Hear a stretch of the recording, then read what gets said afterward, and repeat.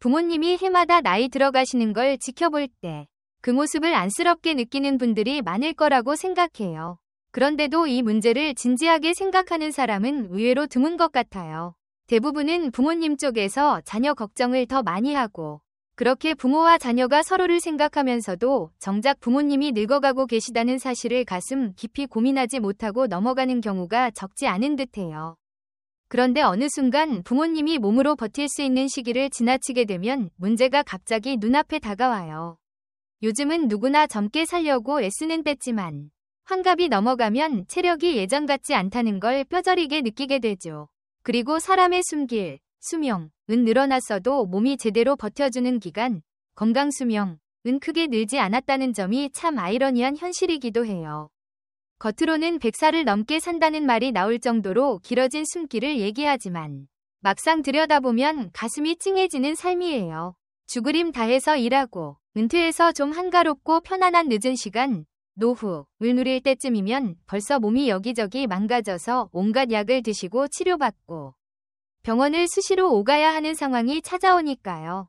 거기에 배우자마저 먼저 떠나고 나면 그 외로움과 무거움은 배가 되죠. 사실 아픈 몸을 살피려면 자녀가 더 자주 챙겨드려야 하지만 요즘 사회가 얼마나 치열해요. 먹고 사는 일에 치이다 보면 부모님을 온종일 보살펴드리는 건 현실적으로 쉽지 않잖아요.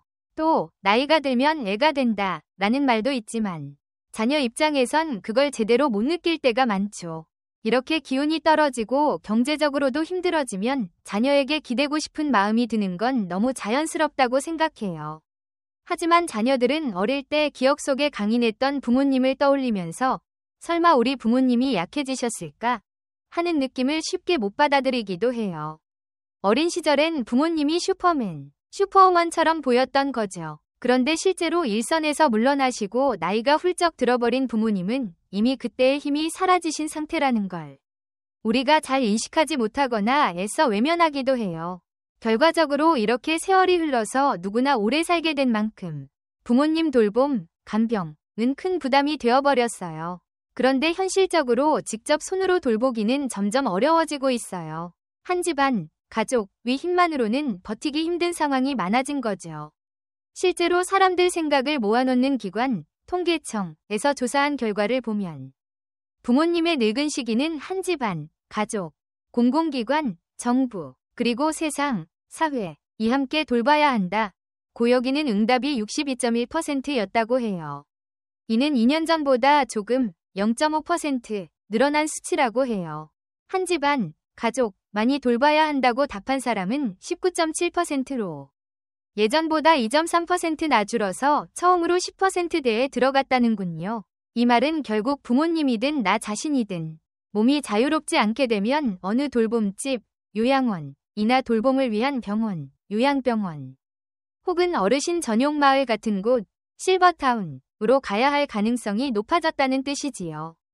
제 주변을 보면 연로하신 부모님을 돌봄집, 요양원에 모셔두고 돌보는 분이 자신은 나중에 몸이 불편해져도 절대 그곳에 가지 않겠다고 하는 이야기를 하곤 해요. 본인이 직접 부모님의 모습을 보면서 마음 아파하기도 하고 그렇게 살긴 싫다는 거죠. 그렇지만 부모님 역시 자의로 그곳에 들어가신 게 아니었던 것처럼 본인도 결국은 자식이 편의를 위해 결정하면 그곳으로 갈 가능성이 크다는 거예요.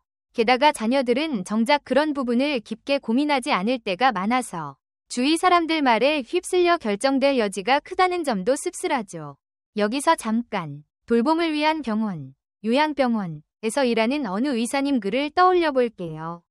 그분 얘기를 들으면 병실의 면회, 만나러 온 한 집안, 가족들을 쭉 보면 촌수, 가족 안에서의 관계가 딱 드러난다고 해요. 환자 침대 바로 옆에 붙어서 눈물 콧물 다 흘리면서 이것저것 신경 써주는 분은 딸이고 그 옆에 약간 어색하게 서 있는 분은 사위래요. 문간쯤에서 먼 산을 보고 있는 사람은 아들, 그리고 복도에서 휴대폰을 만지작거리는 분은 며느리라고 합니다.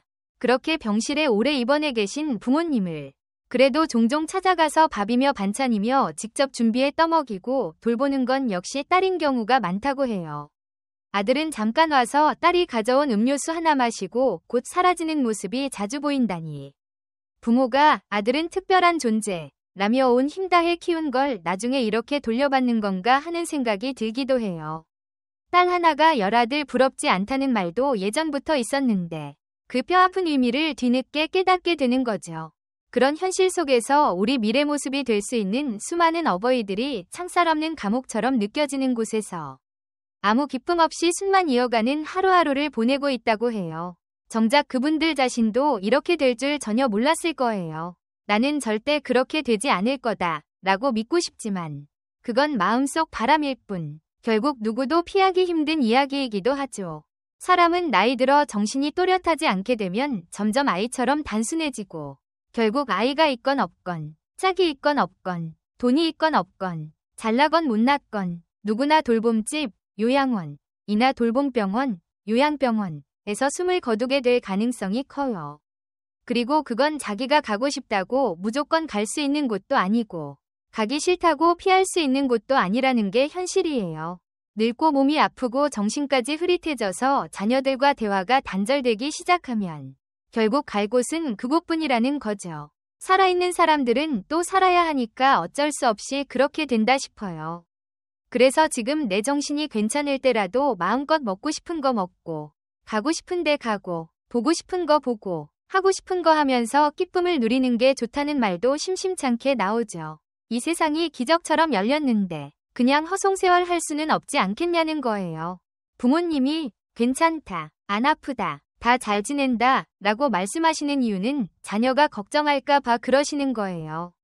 그리고 자녀가 그 말씀을 곧이곧대로 받아들이려는 건 부모님보다 자신의 편안함을 먼저 생각하기 때문이기도 하고요. 사실 그게 자식이라는 거죠. 그리고 우리 자신도 누군가의 부모일 때 똑같은 행동을 할 수도 있어요. 그래도 우리는 부모님께 조금 더 관심을 가져야 한다고 생각해요. 어디 불편하신 데는 없으세요? 진짜 괜찮으세요? 하고 물어보면 나이 들면 다 아프지. 뭐 견딜 만하다 라고 대답하실 수 있지만 실제론 여기저기 불편하실 수 있으니까요. 부모님의 몸 상태를 잘 살펴보는 건 중요해요.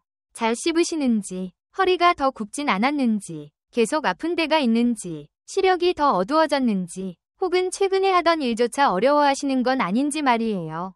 혹시 해결책이 당장 떠오르지 않더라도 자녀가 이렇게 관심을 기울이는 것만으로도 큰 위로가 되니까요. 그리고 부모님이 이젠 나도 갈 때가 됐지 같은 말씀을 자주 하시는데 사실 나이가 아무리 많아도 죽음은 누구에게나 두려워요. 죽음 앞에서 떨리는 마음은 나이나 상황에 따라 덜하거나 더하지 않아요. 만약 부모님이 나는 무의미한 생명 연장은 원치 않아 라고 말하시면 한 집안이 함께 미리 죽음 관련 서류, 사전의료의향서 같은 걸 작성해두는 게 좋을 거예요. 숨이 끊어지고 헤어지는 게 아니라 죽음을 통해 다시 만난다는 생각으로 부모님을 안심시켜 드릴 수도 있고요. 가족이 다시 만나는 순간을 그때 마련하자 고하면 마음 한구석이 조금은 덜 무서울 수 있잖아요.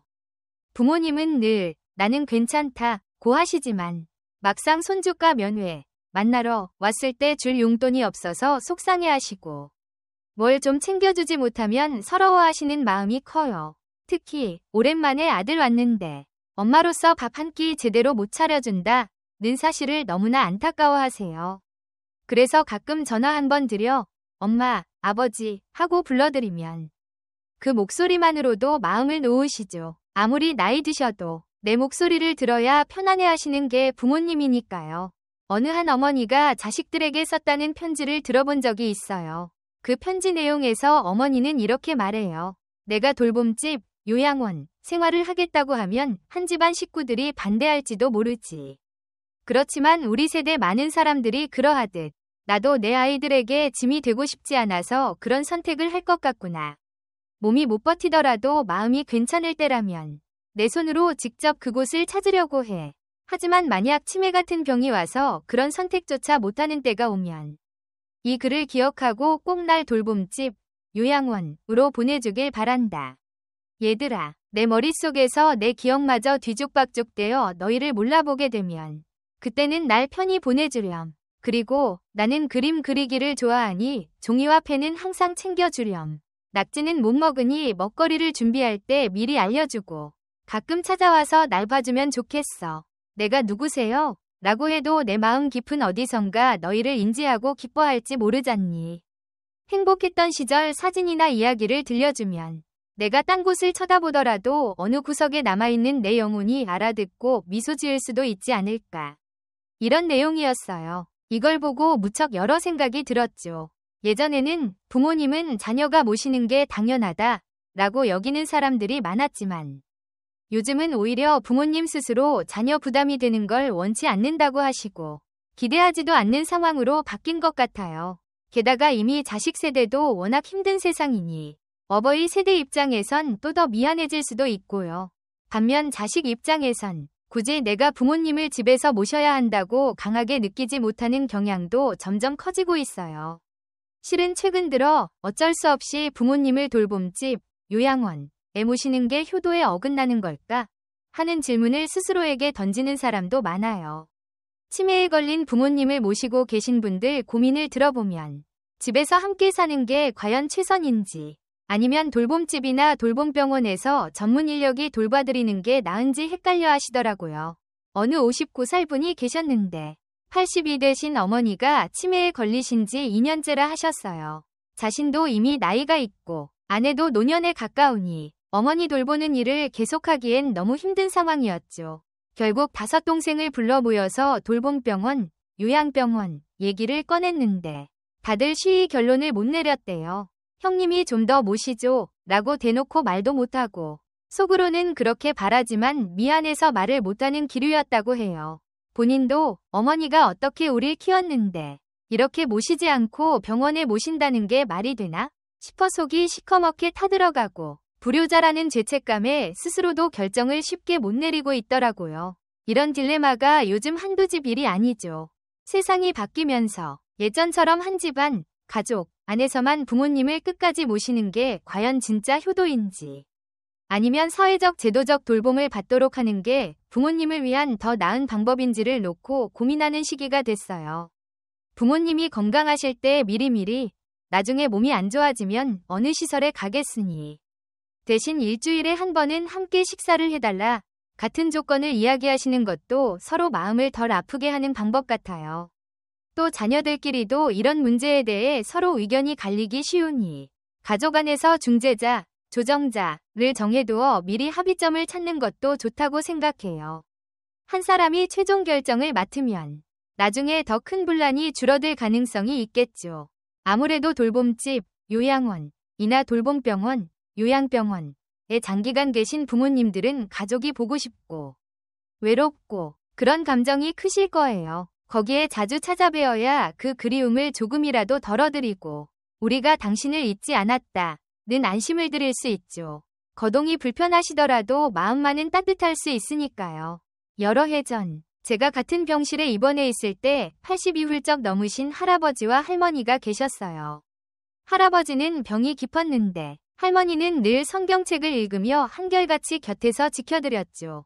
아들, 딸들도 아침 저녁으로 병실을 들르긴 했지만 할아버지 상태가 나아지기 어려워 보이자 다들 마음이 무겁더군요. 할머니는 막내딸에게 아버지 이번에는 못 일어나셔.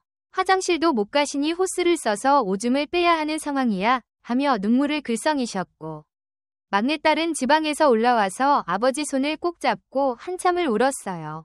그리고 아빠, 나 이제 집에 가야 하는데 아빠 곁에 좀 더 있고 싶지만 그럴 수가 없어 라며 아빠와 함께했던 추억들을 떠올리면서 서럽게 울더군요. 아빠가 나 어릴 적에 개울 건너갈 때 일일이 안아서 옮겨졌지.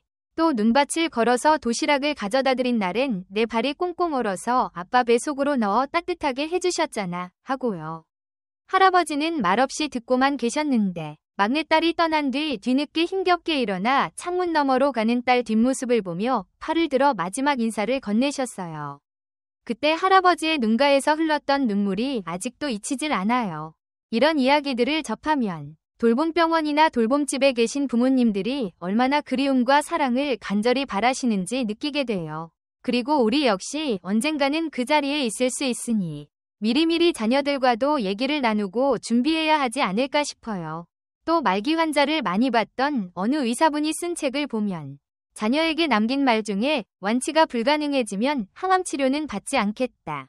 그리고 숨이 얼마 남지 않았는데 억지로 영양 보충을 해가며 병원에 오래 눕고 싶지 않다. 한국에서 죽음에 대한 자기결정권이 완전히 인정되지 않는다면 난 다른 나라로 갈 수도 있다. 는 내용이 담겨 있더군요. 즉, 부모님을 돌보는 문제를 넘어서 우리가 내 이야기가 될 경우를 생각해 본다면 결론은 생각보다 쉽게 날 수 있다고 봐요. 내가 진짜 원하는 건 뭐지? 그리고 우리 사회가 뭘 준비해야 하지? 같은 질문 말이죠. 마지막으로 제가 좋아하는 글 하나를 떠올려 보고 싶어요. 아버지는 울 장소가 없어서 슬픈 사람이라는 글인데요. 아버지란 기분이 좋을 때 헛기침을 하고 무서울 때 너털웃음을 짓는 사람이다. 자녀가 학교에서 기대만큼 성적을 못 내도 괜찮아 말하지만 속으로는 심하게 화가 나는 사람이다. 아버지의 마음은 먹으로 칠한 유리처럼 잘 깨지고 안은 잘 보이지 않는다. 그래서 아버지는 울 장소가 없어 더 슬프다. 이런 이야기였어요. 아버지는 아침에 집을 나설 때 즐거운 일만 기다리는 게 아니다. 머리가 희끗희끗한 괴물 같은 피로와 일, 직장에서 받는 압박감 등과 싸워야 한다. 그리고 내가 진짜 아버지 구실을 잘하고 있나? 아버지답게 행동하고 있나? 를 매일 자책한다. 자녀가 결혼할 때 눈물을 쏟아내면서도 웃음을 짓는 사람이다. 아이들이 밤늦게 들어오면 어머니는 10번 걱정을 입 밖에 내지만 아버지는 10번 대문을 쳐다본다. 아버지에게 가장 듣기 싫은 속담은 가장 좋은 가르침은 본을 보이는 것이다 라는 말일지도 모른다. 자녀에게 말로는 잔소리를 해도 정작 자기 자신이 본보기를 제대로 보이지 못한다고 느낄 때 그 미안함과 자격지심 때문에 괴로워한다. 또 아버지는 자녀가 자기와 닮았으면 하는 마음과 닮지 않았으면 하는 마음을 동시에 갖는 이중적 태도를 보이기도 한다. 게다가 아버지에 대한 자녀의 인상은 나이에 따라 계속 달라진다. 그렇지만 지금의 내가 생각하는 아버지 모습이 전부다라고 단정하지 말라. 나이가 들면 생각이 또 달라진다는 거다. 어릴 땐 아빠가 뭐든지 다 할 수 있을 것 같다가 조금 지나면 아빠가 모르는 것도 만내로 변하고 14살쯤 되면 우리 아빠는 너무 구식이야 라고 생각하고 25이 되면 아빠 말도 일리가 있어로 바뀌고 30을 넘으면 아버지 생각을 한번 들어보자가 되고 40이 되면 아버지 의견은 훌륭하셨지로 바뀌고 50이 되면 우리 아버지는 참 대단한 분이셨다라고 추억하고 60에 이르면 아버지께서 살아계셨다면 꼭 물어봤을 텐데 라는 후회를 하게 된다.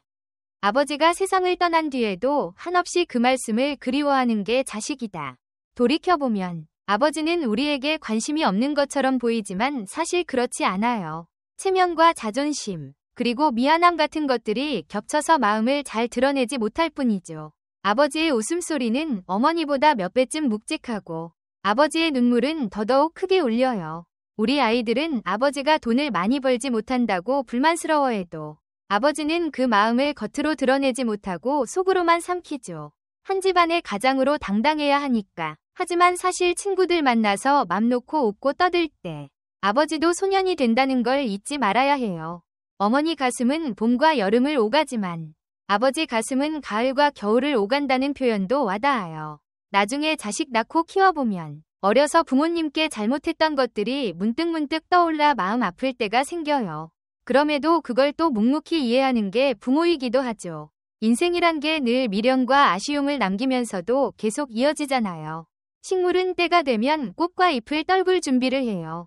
꽃은 세상을 아름답게 만들고 벌과 나비에게 먹을 것을 주고 씨앗을 퍼뜨린 뒤엔 스스로 대지를 향해 떨어지죠. 잎도 가을이 되면 물이 들고 낙엽이 되어 나무 곁을 떠나고요.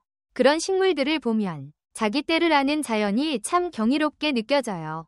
사람도 마찬가지로 자신의 끝자락이 다가왔을 때를 준비하고 그걸 아름답게 마무리할 수 있으면 참 좋지 않을까 생각해요. 저는 이렇게 부모님의 늙어가심, 그리고 그걸 지켜보며 고민하는 우리들의 이야기를 나누면서 언젠가 맞이할 우리의 모습까지 함께 생각해보길 권하고 싶어요. 부모님이 요양원에 계시건, 집에 계시건, 혹은 병원에 계시건, 가장 중요한 건 그분들과 마음을 자주 나누고 자주 뵙고, 또 우리가 당신을 잊고 있지 않다는 걸 보여드리는 게 아닐까 싶어요. 그렇게라도 해야 부모님의 애틋한 마음이 조금은 덜 외롭겠죠. 여기까지가 제가 전하고 싶은 이야기예요. 요약하자면 부모님이 점점 기력이 쇠해지시면 우리는 그 모습을 안타깝게 느끼면서도 깊이 생각하지 못할 때가 많아요. 그런데 막상 부모님이 건강을 잃어버리거나 요양원으로 가게 되면 너무 늦게 그 문제와 부딪히게 되죠. 부모님을 돌본다는 건 자녀에게 큰 책임이기도 하고 요즘같이 살기 빠듯한 때에는 쉽지 않은 일이에요. 그래서 온전히 한 집안이 맡기보다는 사회적 제도나 요양시설을 활용하는 경우가 많아졌어요. 그럼에도 부모님을 자주 찾아뵈고 대화를 나누며 서로 사랑을 확인하고 마지막을 준비하는 마음가짐이 정말로 중요하다고 생각해요.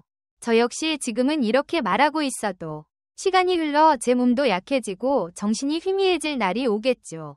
그때 내 아이가 아버지를 어쩌면 돌봄집에 모셔야 할까 고민할 수도 있고 저 역시 그래, 그게 네가 편하면 그렇게 해도 된다 라고 할 수도 있을 거예요. 하지만 그 과정을 미리 이야기하고 서로 이해한 다음 맞닥뜨리면 후회나 갈등이 덜하지 않을까 해요.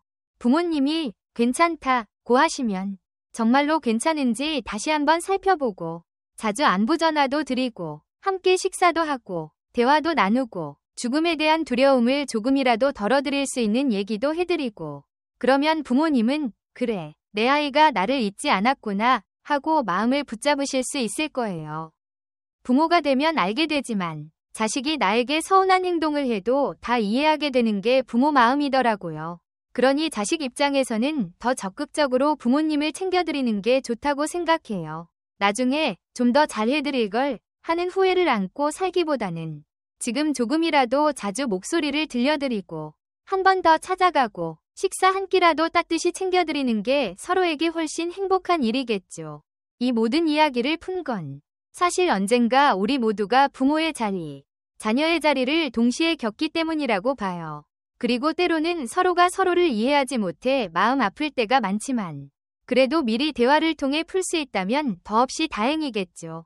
부디 이 얘기를 들으신 분들이나 보신 분들은 한 번쯤 부모님을 떠올리고 손전화, 휴대전화를 들어 한 통이라도 해보셨으면 해요. 엄마, 아버지, 진짜 별일 없으시죠? 하고요. 그 한마디가 부모님 가슴엔 엄청난 위로가 될 거예요. 여기까지 말이 길어졌는데 결국 하고 싶은 말은 한 가지예요. 부모님의 늙어가심과 우리의 미래가 결코 남일 같지 않고 그 과정을 아름답게 준비할 방법은 의외로 많다는 점이에요. 제 이야기가 조금이라도 도움이 되길 바라고 혹시 부모님이 요양원이나 요양병원에 계신다면 한 번 더 조금이라도 자주 연락하시거나 직접 방문하셔서 마음을 나누시길 권해요. 우린 가족이다 라는 걸 보여주는 걸로도 부모님에겐 큰 힘이 된답니다. 아직까지 글이 조금 길었지만 이것만은 잊지 않았으면 좋겠어요. 지금껏 우리의 어렸을 때부터 늘 우리를 지켜주신 분들이 바로 부모님이라는 것. 그리고 그분들이 지금은 우리가 지켜봐 드려야 하는 나이가 되셨다는 사실이요. 이 이야기를 계기로 서로 조금 더 보듬고 위로하며 살 수 있길 바라요. 세월은 거스를 수 없으니 마음이라도 한 번 더 따뜻하게 전해보자는 거죠. 이렇게 긴 말이지만 꼭 많은 분들이 부모님 생각을 다시 해보는 계기가 되면 좋겠어요. 우리 모두 언젠가 부모가 되고 또 우리 부모님처럼 약해지는 날이 올 테니까요. 그때를 대비해 미리미리 사랑을 표현하고 미리미리 마음을 주고받아야 후회가 적을 것 같아요. 오늘 이 이야기를 마치면서 여러분도 혹시 부모님께 전화를 한번 해보거나 댁에 찾아가 밥 한 끼 같이 하면서 건강 잘 챙기세요.